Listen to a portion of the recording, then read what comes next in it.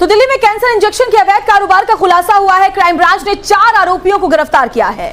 छापेमारी की गई तो महंगे कैंसर इंजेक्शन के 22 वॉयल बरामद किए गए। बरामद दवाओं में बेवेंशिया 200 mg भी शामिल है। पुलिस खंगाल रही है अब बीकानेर से दिल्ली तक का पूरा नेटवर्क। कैसे बीकानेर से ये दवाइयां दिल्ली पहुंची, कैसे अस्पताल से ये दवाइयां ब्लैक मार्केट में पहुंची, कौन कौन से लोग इसमें शामिल थे, अब इस पूरे रैकेट का, पूरे नेटवर्क का खुलासा करने में टीम लगी हुई है। और बड़ी बात यह कि ये जो नकली दवाइयां, इसको खाने से भी कैंसर ही होगा।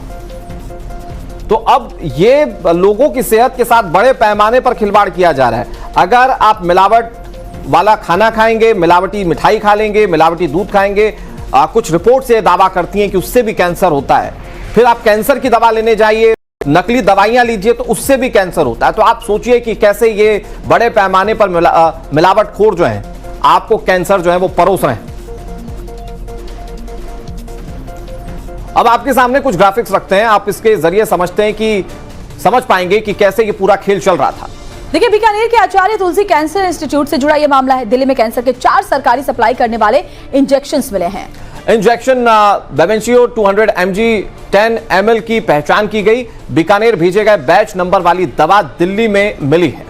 दवा निर्माता कंपनी ने सरकारी सप्लाई से जुड़ा हुआ ऐसे मामला बताया। अब अस्पताल के स्टॉक और वितरण की भी पड़ताल की जा रही है। मतलब जो दवाएं बीकानेर के मरीजों को मिलनी चाहिए वो दिल्ली में मिल रही हैं। तो आप सोचिए कि कितना बड़ा काला कारोबार चलाया जा रहा है। और दिल्ली में इतने बड़े बड़े कैंसर हॉस्पिटल्स हैं, लेकिन बीकानेर से दवाइयां ब्लैक मार्केट पहुंची हैं दिल्ली में। अब आपको ये बताते हैं कि दिल्ली क्राइम ब्रांच की कार्रवाई के बाद बीकानेर कैंसर अस्पताल के ऊपर अब क्या क्या सवाल उठ रहे हैं। तो सवाल नंबर 1 कि अस्पताल में कुल कितने वॉयल पहुंचे हैं, मतलब कितनी खेप जो है वो पहुंची है, कितने मरीजों को इंजेक्शन लगाया गया है, और इसके अलावा कितनी मात्रा में दवा की स्टॉक बाद में बचती है देने के बाद मरीजों को। स्टॉक रजिस्टर में दर्ज है क्या पूरा हिसाब, या नहीं है कोई रजिस्टर ही। मरीजों को जारी दवा का रिकॉर्ड क्या कहता है, क्या लोगों तक सही तरीके से दवा पहुंच रही है, सही दवा पहुंच रही है, अस्पताल से बाहर जाने वाली दवा की मॉनिटरिंग कैसे होती है, यह बहुत बड़ा सवाल है। स्टॉक और रिकॉर्ड में कहीं कोई डिफरेंस तो नहीं है, यानी कि स्टॉक कुछ और बताया गया, कितने मरीजों को दिया गया, वो रिकॉर्ड जो रखा गया, क्या ये एक जैसा ही या फिर इसमें कोई डिफरेंस है। इन सारी चीजों को लेकर जवाब ढूंढना बहुत जरूरी है और कैसे जांच टीम इसका जवाब ढूंढती है, ये बहुत बड़ा सवाल है। बीकानेर से दिल्ली तक कैंसर के महंगे इंजेक्शन की सप्लाई का मामला देखिए ऐसा सामने आया जिसने राजस्थान की सरकारी स्वास्थ्य व्यवस्था को कटघरे में खड़ा कर दिया है।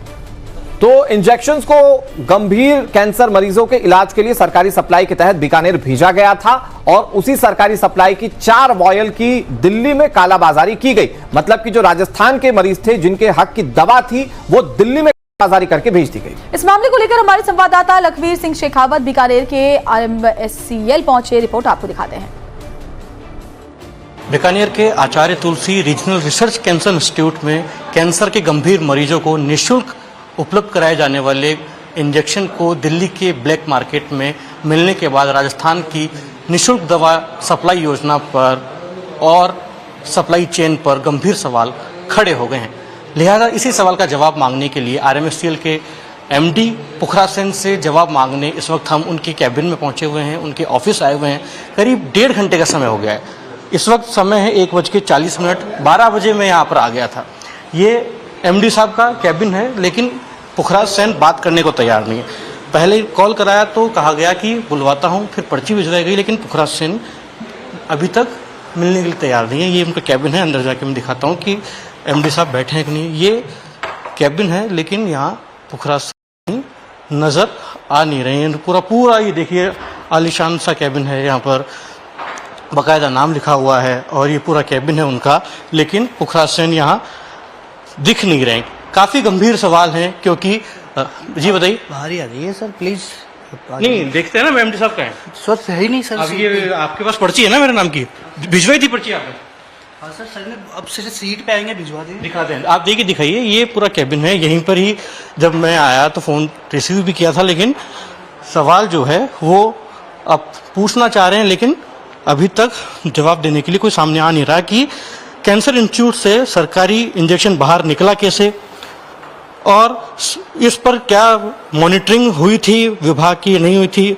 अस्पताल में कैंसर के मरीज इलाज करा रहे हैं, लेकिन उनको मिल रहे हैं नहीं मिल रहे हैं, बड़ा सवाल है। और दिल्ली के ब्लैक मार्केट में कैसे ये पहुंच गए, ये गंभीर सवाल है। ये यहाँ पर शायद ये प्राइवेट कैबिन है, यहाँ भी बात देखते हैं कोई है क्या। पुखराज सर, पुखराज सर, शायद है। सर आ जाऊं? सर काफी गंभीर सवाल है सर, आइए मैं इंतजार करता हूं आपका। तो पुखराज जी इस वक्त शायद प्राइवेट केबिन है इनका, इसमें मौजूद हैं, अब शायद वो बाहर आएंगे।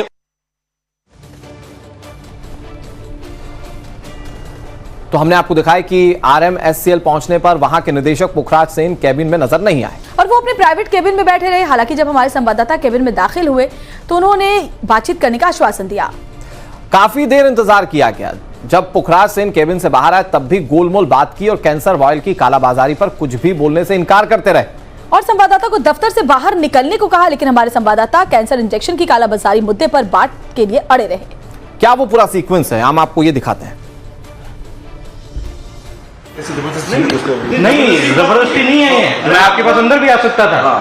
आपने कहा कि मैं आ जाऊंगा बाहर, मैं वेट ही कर रहा हूँ आपका, आप फरमा देते। वो डिटेल भेज रहे हैं, आप खुद सोचिए। आप डिटेल भेज रहे हैं, ऐसे थोड़ी आप अचानक शायद वो डिटेल भेजेंगे। अचानक नहीं सर, लोगों की जिंदगी का सवाल है। तो हाँ डिटेल आ रही है, लोगों की जिंदगी का सवाल है। आप ये दिखवाओ ना कि इंजेक्शन ब्लैक मार्केट में चला गया, आप जवाब तो देंगे। हाँ दे रहे हैं, आ रही रिपोर्ट आ रही। मैं सर 1:47 हो रहे हैं, मुश्किल से आधे घंटा वेट करेंगे, आप उम्मीद करते हैं आपके पास।